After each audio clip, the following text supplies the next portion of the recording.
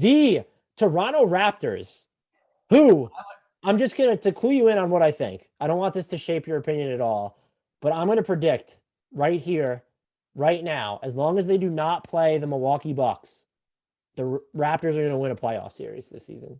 Well, if they get Brooklyn, Kyrie Irving's not playing, so their odds get a lot better. You see how I thought this through, right?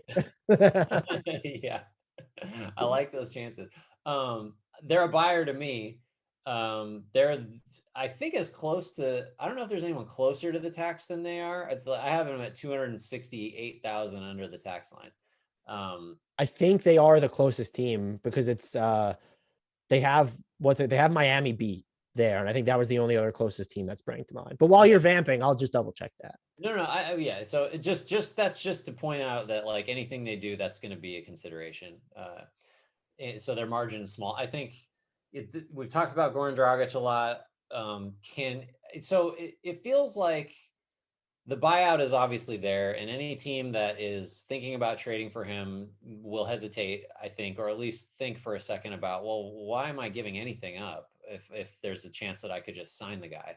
I think Chris Boucher is another guy that you might look at being moved. But I wonder, so Toronto's a buyer, so it's like, it depends on what you're trying to buy. Normally you'd say you're trying to improve the roster in the short term. So I wonder if you can send out a first with Dragic and bring back like a bigger name from a team that's looking to kind of bust things up. Like, I feel like I've seen it written several places. Like, what if you go to Portland and say, can we have Norm Powell back? We'll give you a first with Dragic and we'll just take Powell back. We'll be good, right? That's kind of something Toronto needs, is a guy that can make shots and defend a little bit in the backcourt. Like that could work.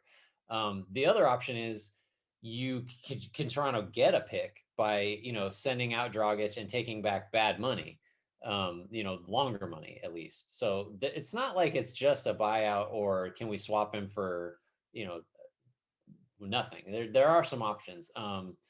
I think, because all they want to do are play like big combo forwards, like Barnes and Grant should be guys they're thinking about. Because they fit the mold. I think like you got to still listen on Siakam because his value is back up to about as high as it's ever going to be, and he's still maybe slightly overpaid. So I would listen. I don't know what's out there, probably nothing. But yeah, they're a buyer, and the Dragic thing is the big obvious move. And I think they do have some options with what they could get back for him. I'm with you on everything, so I'm just going to throw a couple hypotheticals at you instead, since we both please. know I think it should buy. One, do you like the idea of Miles Turner on this team if he's healthy? My very last bullet point on my Raptors notes is, what about Turner here? ? So yes, I do. I think that's interesting. They need a center who's actually a center. And I think the stretch would work well. What are you giving up to get him? I think it's the structure for that. It's Goran Dragic, and it's probably 2 first-round picks because I like Yuta Watanabe. I don't know that Indiana would value him the same way. Maybe it could be Malachi Flynn, Watanabe, and Dragic plus 1 first. Depends on what they think of Malachi Flynn. He still has 2 years left on his rookie scale deal. I'm not as high on Turner here. I think it works fine offensively. But like, does he help you against the Sixers and Embiid? Does he help you against the Bucks? Like with Giannis and that structure? I honestly don't know. I definitely don't think he helps you against Embiid. The list of options there is not existent, of course, if you want someone. That's exactly the thing. I know I brought this up earlier of talking about the Bucks. Like, what are you going to do with Embiid? Like, well, nobody has anything. But even Miami, I'm saying, like, does Turner help you? I'd rather probably see like Siakam, Barnes, and OG Anunoby. Not rather, but like, is it help you as demonstratively enough above just using OG and Pascal Siakam as your front court, let's say, with Boucher and Barnes sprinkled in? I mean, it helps in that you're pulling somebody away from the basket, at least on the other end, like, which you could do with the 5-out stuff they do already. And, everybody's 6'6" to 6'9", but like no, it's certainly not going to help you. Like if Embiid is rumbling down the lane or he's posting up or whatever, but like, again, there's not a fix for that. So, and Giannis to a similar extent. Yeah, I don't know. That's interesting. I that's funny that we both kind of just thought about him, but if it's 2 firsts and Dragic, yeah, give me Turner for sure. Because I'll flip him for something else that makes more sense if it doesn't work out. Malachi Flynn, Goran Dragic, and maybe a second for Eric Gordon, who says no. Flynn, Dragic in the second for Gordon. Well, since we said the Raptors are buyers, I think I would do that from Toronto's side.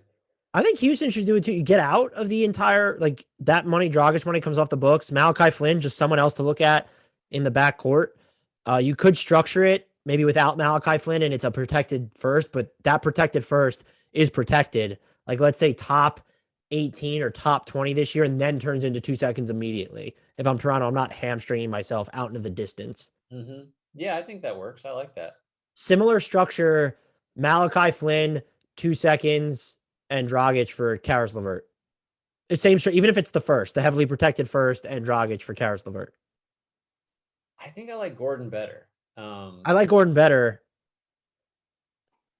I think I would still do that though, actually, because I like the playmaking you get with LeVert. I think he's an interesting on-ball guy because it seems like the Raptors are flush with guys that are like, well, he's pretty good with it, but LeVert, like that's what LeVert does. So that's one of the things he does well. So I think I'm into that.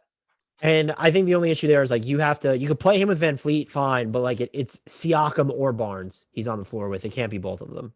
I don't think he's a starter on that team. Do you? I think he's no, but I think because he's being sprinkled in, like you definitely have to stagger it to where you probably only want him playing, maybe ideally with none of Siakam or Barnes, but only one of them at most. Yeah, I'm into that. This is my last one for them. Dragic, Flynn, 2 first-round picks for Derek White. I think that's too much for Derek White. All right, then keep Flynn, I guess. Like I can't imagine San Antonio wants necessarily another guard. Yeah, I kind of balk at the 2 firsts. I love Derek White on the Raptors, like for sure. Yeah, absolutely. But I don't know if it's 2 firsts. San Antonio's got to do that, I think. But if it's 1, no, you got me stumped. I don't know. Where does that one rank in your hierarchy of how much? I would love to see Derek White on the Raptors, and I don't think it's too high a cost to pay. Protect the picks would just be the, maybe it's something like, again, is it something where it immediately turns in 2 seconds if it doesn't convey? It's just because you're not going to give up OG in that deal or Barnes. And so would the Spurs like Precious Achiuwa or Malachi Flynn enough to count them as one of those players plus Dragic? Because Dragic doesn't factor into anything San Antonio's doing. It's just the money matching is there. So your return is like, can you do Watanabe and a first-round pick and Flynn? Is that considered enough? So if you can get away with 1 first-round pick and whatever, but I think I'd do it if I'm Toronto. I think the Spurs for 2 first-round picks should absolutely do it. Whether Flynn needs to be involved or not, fine. If you're keeping Flynn, whatever. But if it's 2 firsts, and it's Dragic and White, I can't imagine. I feel like Toronto won't make that type of a deal. But if those picks are protected, I don't know. I don't hate. Maybe they even do the Spurs like Delano Banton, lit up the G League like recently. So I just think Toronto's really good and 1 player away from like fucking shit up in the East. I don't know why I use profanity back to back there, but no, that's where I'm at. We're very much on record several times on this pod as being like unapologetic, can't quit the Raptors. That's we agree on that. Most likely player to be traded. I mean, Dragic, I guess. The buyout's the only thing that's looming there, but maybe Boucher. Like maybe Boucher. Yeah, he's the only other one. I'm going to say Boucher, just because I don't think the Raptors are thinking along the lines of, hey, let's do something big enough to where we move Dragic, unless they go the bad money route, like you mentioned. That would be a very smart course of action.